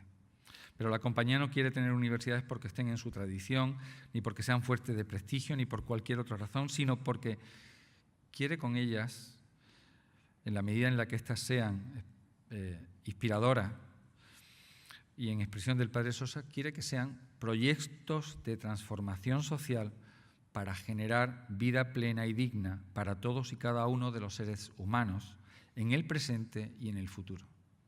Y lo repito, proyectos de transformación social para generar vida plena y digna para todos y cada uno de los seres humanos en el presente y en el futuro. Ser proyectos de transformación social supone un desafío que también, en sus palabras, cobra nuevas dimensiones cuando los pensamos como transformación global. El compromiso con la transformación del mundo actual tiene dimensiones locales, regionales, globales. Son procesos complejos e interdependientes. Vinimos, nos decía el Padre General, por tanto, para encontrar la manera de, juntos, ir más allá de cuanto logramos normalmente alcanzar en nuestras sociedades locales para incidir lo mejor posible en los niveles regionales y globales de nuestro mundo, porque los problemas son globales. Tenemos, pues, y así me lo tomo, y así lo tomé nota en aquel momento cuando lo estaba oyendo, una nueva misión para nuestra universidad, la de ser agente de transformación global, de transformación social, de nuestro entorno, y haciéndolo con otros, con la red de universidades que formamos, ser agente de transformación del mundo. ¿Qué es ser agente de transformación social? ¿Es que la universidad no transforma la sociedad haciendo bien la misión que ya desde el principio tiene? ¿Es que acaso la universidad no transforma la sociedad cumpliendo fielmente lo que ya dijera el cardenal Newman en su libro de 1852, La idea de la universidad, o lo que escribiera aquí en España Ortega, allá por 1930, de la misión de la universidad, y que coincidían en que la misión de la universidad era formar profesionales y científicos, artistas y personas cultas? Es decir, es que la universidad no es ya una transformadora social por el mero hecho de abastecer al mercado laboral y de dar ideas para el conocimiento y el crecimiento de la sociedad. Y la respuesta, que puede parecer evidente, es que no lo es siempre, que no siempre la universidad es una institución transformadora. La universidad tiene que ser más. Fue Clark Kent, el mítico canciller de Berkeley, inspirador del sistema universitario californiano, en el que en un ensayo de 1963, The Uses of the University, acuñó el término multidiversity para subrayar el hecho de que una universidad tiene varias funciones interrelacionadas, a saber, la formación, la investigación y la preservación de la cultura, al que añadió, en una edición posterior, la de ser espacio de libertad. Quer escribía desde un profundo conocimiento de los efectos de los totalitarismos en la universidad, en un contexto democrático y tras una experiencia, la de las protestas estudiantiles de los 60, y por eso añade una nueva dimensión al quehacer universitario, el de ser una institución social activa, más allá de serlo a través de su función y actividad intrínseca, esencial. Quer subraya así la dimensión político-social de la universidad. En la idea de Clark Quer, la universidad tiene que ser un reducto de libertad, de derechos civiles, porque si no lo es, la mera transmisión del conocimiento y la creación de ciencia, como había ocurrido en la Alemania nazi y ocurría en su tiempo en la Rusia soviética, solo era un mecanismo de perpetuación de las estructuras de poder. Pero sería el pensamiento latinoamericano el que va a explorar con mayor concreción y profundidad lo que Quer solo intuía. Y precisamente un jesuita, en él condensó una rama, un área completa de pensamiento. Ignacio Ellacuría, filósofo y rector de la Universidad Simeón Cañas de San Salvador, mártir por sus ideas, ahora en noviembre hará 29 años, el que en un discurso de 1975 afirmaba que el error más grande que cometieron las universidades latinoamericanas fue la de ajustarse a las demandas de una educación neutra, atemporal y ahistórica, comprometida con el mantenimiento de las estructuras vigentes. Para Ellacuría, y se puede rastrear esta idea en casi todo su escrito universitario, el sentido último de la universidad debe ser medido según su incidencia en la realidad histórica en la que existe y a la que sirve. Ellacuría llamaba a esta misión de la universidad el modo universitario de realizar la tarea de liberación. Es decir, para Ellacuría la universidad tenía que ser un actor social y más que social, político ante la violencia, la desigualdad y la injusticia que se vivía en el San Salvador que él vivió. Desde esta tradición de pensamiento, de la que solo he tomado dos autores para mí relevantes, sobre el papel de la universidad, del que he dado, ya digo, una pincelada, y que se puede rastrear perfectamente en el mensaje del Padre General, dicho sea de paso, politólogo de formación civil, primer rector de una universidad venezolana en la frontera, la del Táchira, y buen conocedor del pensamiento de Ellacuría, es desde el que podemos desentrañar lo que nos pide con esa expresión de ser agentes de transformación social. Y porque cada Padre General le pide a sus universidades algo nuevo, os recuerdo, siempre más, os recuerdo que es necesario hacer, y permitidme, alguna repetitio. El padre Kolbenbach le pidió a sus universidades, a las universidades de la Compañía de Jesús, en todo su discurso, y tiene mucho, pero especialmente en los de Santa Clara y los de Montecuco, que fueran primero de todo universidades y a continuación jesuitas. Es decir, lo que nos pidió, fue que fueran verdaderas instituciones de pensamiento y de formación en las que el universitario fuera nuclear, esencial. Pero al adjetivarla, les dio unas orientaciones de en qué había que investigar y en qué había que formar, pero sobre todo fijó un modo de proceder, de actuar, el de la compañía, poniendo a la persona en el centro de todo y el mensaje evangélico en el horizonte de todo. El padre Nicolás, en México en 2010, nos pidió profundidad creativa y universalidad como una forma, añadido a lo que nos había pedido el padre Kolbenbach, de abordar los retos a los que nos estamos enfrentando y al nuevo ser humano que la globalización y la tecnología configura. El padre Sosa este año nos pidió algo más, nos añadió una nueva dimensión.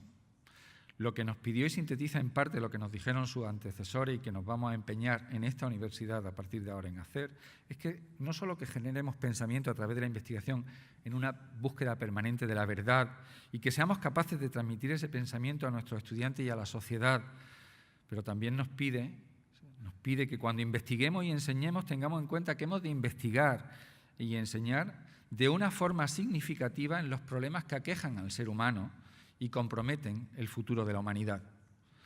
Dicho de otra forma, lo que se nos pide es que investiguemos en problemas relevantes y que formemos las mujeres, altero la cita, y los hombres para los demás que pidió el padre Arrupe. Y por problemas relevantes, además, entiendo aquellos que afectan al conjunto de la humanidad y que reflejan situaciones de injusticia. Entendida la injusticia en el sentido en el que se entienden los textos de la compañía, lo que traducido del castellano al castellano desde el jesuito, que a veces hablamos, es el que hay que estudiar la violencia y los conflictos para poder ser capaces de abordar las formas de reconciliación, que hay que estudiar la pobreza en todas sus dimensiones, con sus causas y sus soluciones, como hay que estudiar los derechos humanos, la democracia y la libertad, como hemos de estudiar los fundamentos de la persona, de sus decisiones, de su cuidado y de su proyección social, como hemos de estudiar y aplicar una tecnología que nos lleve a un mundo más sostenible, como tendremos que estudiar una nueva antropología y el nuevo ser humano y la nueva humanidad que surge a partir de su relación con la tecnología de la información y sus implicaciones éticas. Como tendremos que estudiar, cuando tengamos posibilidad, las nuevas dimensiones de la espiritualidad en todo el contexto del conocimiento. Y lo que estudiamos sobre estos problemas hemos de enseñarlo para que haya personas en nuestras sociedades que sepan y quieran resolver estos problemas de injusticia, sepan abordar los retos del futuro, sepan estar y ser en ese mundo diverso, global, complejo, acelerado e incierto que ya vivimos. Todo lo que hagamos desde nuestra esencia universitaria ha de estar orientada a esta misión que nos hemos dado, que es además la que se nos pide. Pero en los mensajes de Loyola y de Deusto hay algo más. Se nos pide que demos un paso más. Siempre se nos pide que demos un paso más. Que las universidades de la compañía seamos permanentemente agentes de cambio a través de nuestros estudiantes y como cúspide del sistema educativo y de investigación de nuestras sociedades. Está muy bien, pero tenemos que ser agentes sociales, ser instituciones sociales que articulen la sociedad en la que viven, siendo espacios de libertad, Padre General Dixit, de pluralidad, de compromiso, pero también actuando como la voz de los sin voz, partícipes del debate público de los problemas mundiales, visibilizando y denunciando los problemas de injusticia y de insostenibilidad del mundo, siendo activos en la plaza pública en defensa de los valores humanistas y evangélicos, siendo verdaderos agentes de difusión de la buena nueva. En otras palabras, se nos está pidiendo que además de nuestro quehacer esencialmente universitario, seamos la institución social que tenemos que ser y prestemos a la sociedad en la que desarrollamos nuestra actividad el servicio de ser conciencia crítica de ellas y de sus problemas, de ser espacio de debate, de propuesta, de nuevos modos de ver la persona y la humanidad, que seamos referentes sociales. Ser referentes sociales. Lo que se nos pide es que asumamos el reto no solo de estar en la sociedad, pensando, formando y proclamando unos valores, sino que asumamos el reto de ser referentes de comportamiento, de modos de ser en nuestras sociedades.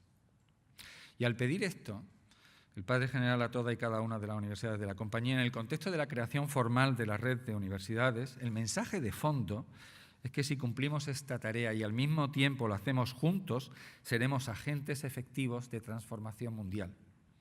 No cumpliremos nuestra misión, la nueva misión que se nos ha encargado, si nos circunscribimos a nuestro entorno más cercano y nos encerramos en nosotros mismos. No cumpliremos nuestra misión si no somos conscientes de que vivimos en un mundo interrelacionado, ese spaghetti bowl del que hablaba Pedro, y que compartiendo misión, valores y modos de proceder, hemos de compartir también actividades, presencias y recursos para abordar los problemas y afrontar los retos. Juntos somos más fecundos, escribe el Padre Sosa. Yo me voy a permitir ir un poco más allá en el razonamiento, poco más, el más. O somos juntos, permitidme la expresión, o no seremos. O somos juntos o no seremos lo que tenemos que ser, pues seremos cada vez más estériles, voces cada vez más apagadas a fuerza de ser voces singulares. Juntos, en la red de las universidades de la compañía, seremos lo que tenemos que ser, lo que nos piden los signos de los tiempos. Seremos mejor y más plena universidad.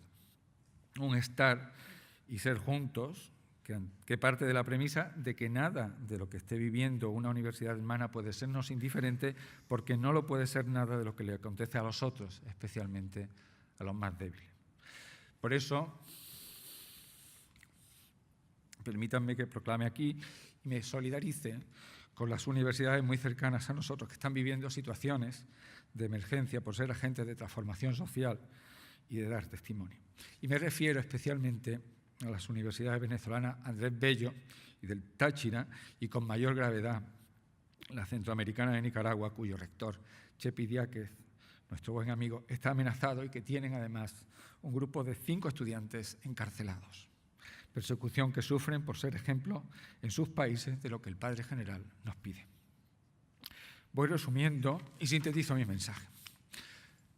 Repito, el encuentro de Deusto Loyola no solo ha formalizado la red de universidades de la Compañía, sino que ha sido el momento fundante de una visión de qué es ser una universidad de la Compañía de Jesús a partir de ahora. Una nueva misión en la que la clave no es solo ser una universidad jesuita, que nos pedía el padre Kolbenbach, profunda y creativamente profunda, como nos pedía el padre Nicolás, sino ser una universidad jesuita que transforme cada sociedad y, participando en la red, el mundo. Siempre con el horizonte de que hemos de hacerlo porque queremos en todo amar y servir, y lo hacemos ad maiorem Dei gloriam. Muchas gracias.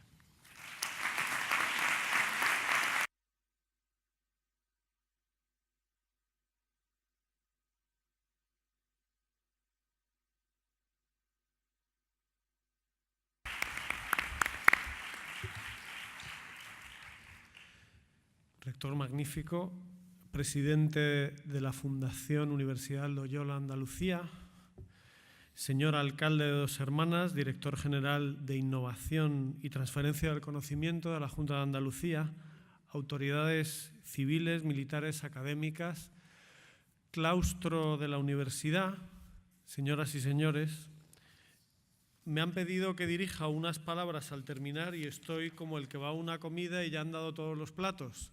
Entonces me piden que sea el postre, como haya diabéticos o diabéticas estoy perdido, y como haya personas, bueno, pues que el postre no sea su gusto habitual, pues entonces es alargar un poco más este tiempo de comienzo de el curso universitario.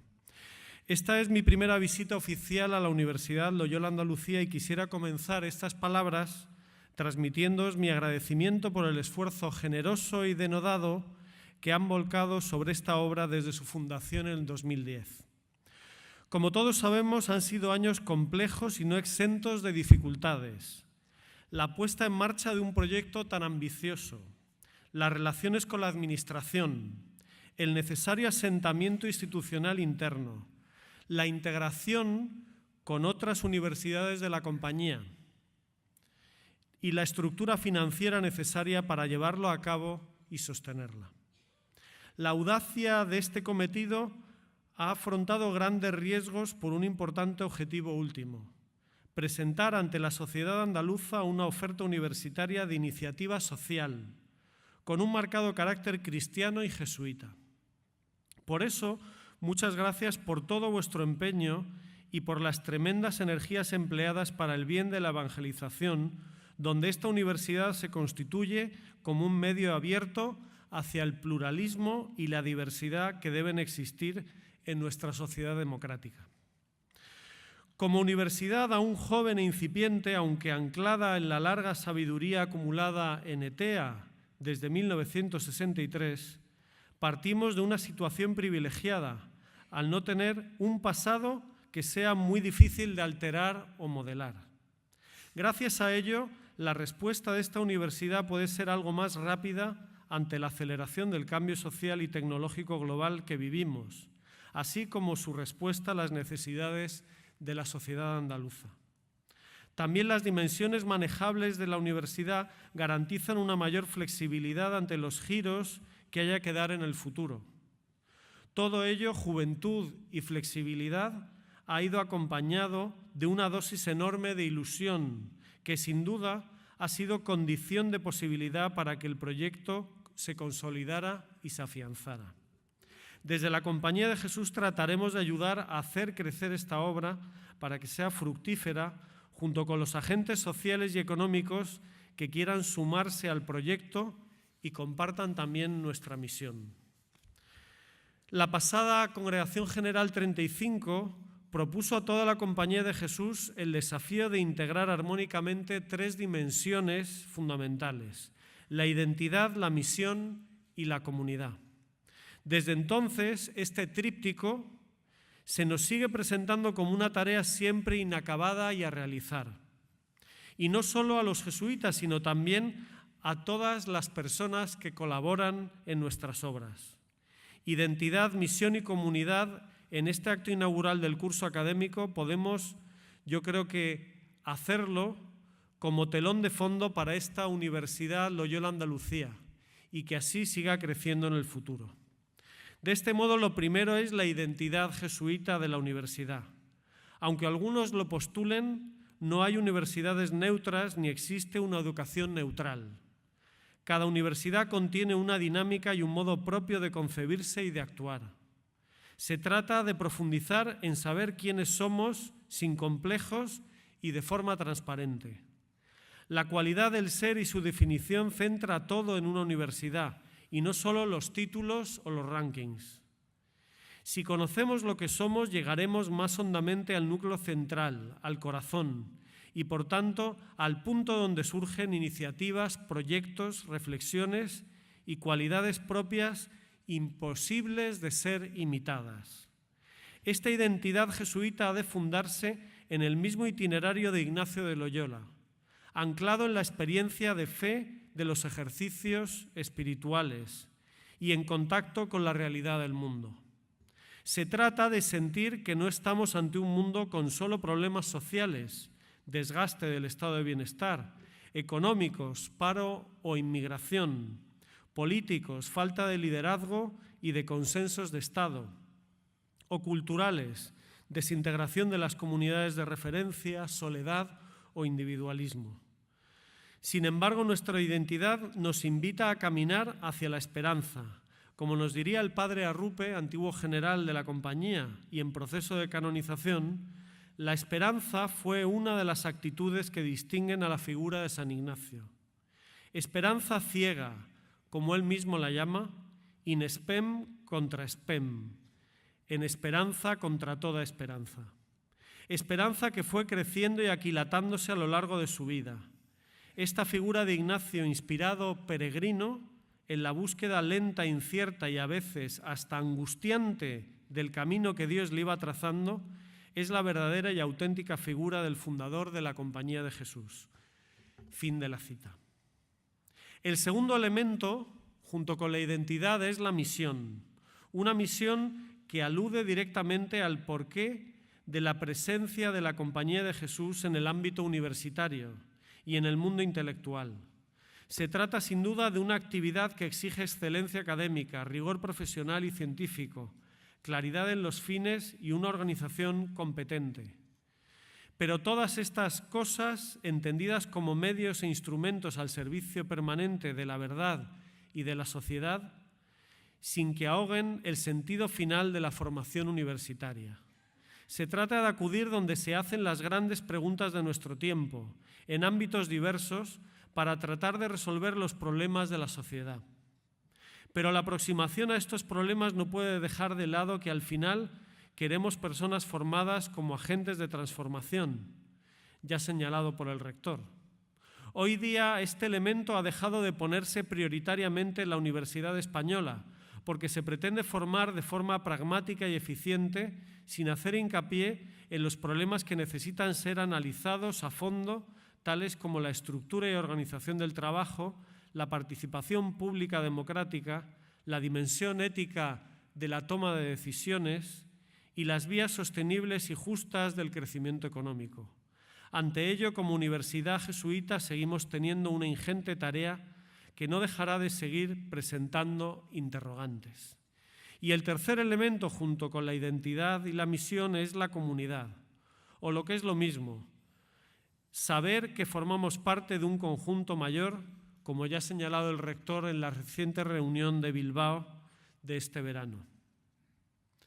El crecimiento de las comunicaciones, la globalización y la mundialización de nuestras vidas nos pide que crezcamos en una mayor integración entre centros jesuitas.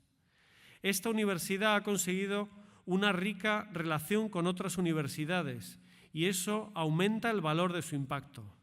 También podemos crecer en los vínculos comunes que nos señalaba el padre general, Arturo Sosa, y que resumiré brevemente. Formar en la ciudadanía universal supone educar en el reconocimiento de la diversidad como dimensión constitutiva de la vida humana plena. Además, hace falta provocar las condiciones para la llamada al servicio público como compromiso personal. En nuestra educación humanista necesitamos que se acompañe el proceso de cada persona, cuidando su particularidad al mismo tiempo que la ayuda a salir de sí misma para hacerse cargo de la humanidad y abrirse a la trascendencia. Fin de la cita del padre Sosa. Termino tomando de nuevo las palabras que nos han acompañado: identidad, misión y comunidad. Cada una de ellas nos pide un esfuerzo de profundización y silencio reflexivo. Las grandes iniciativas no nacen de los tumultos ni de los sálvame de turno. Juntos podremos más, tanto como Universidad Loyola Andalucía como conjunto de universidades de la compañía en el mundo. El trabajo en red, decía, y termino con esta cita del padre Sosa, presupone una cultura de la generosidad que supere la tendencia a cuidar y multiplicar los recursos para uso exclusivo de cada institución universitaria. La cultura de la generosidad está a la base de la fecundidad que logra más y mejores frutos de vida plena. Pues con todo esto, a continuación, nos ponemos en pie para oír finalmente el himno de la universidad. Bueno, el aplauso no hacía falta.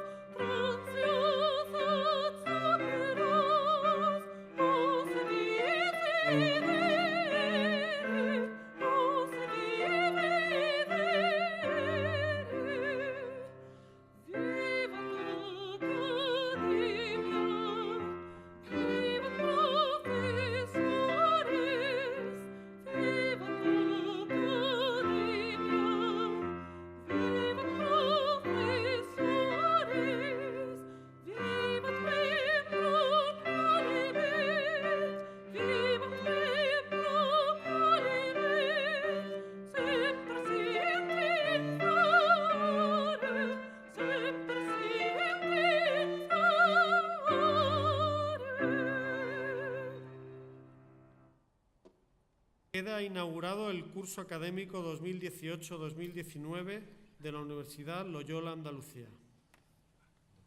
Doctores, cubríos.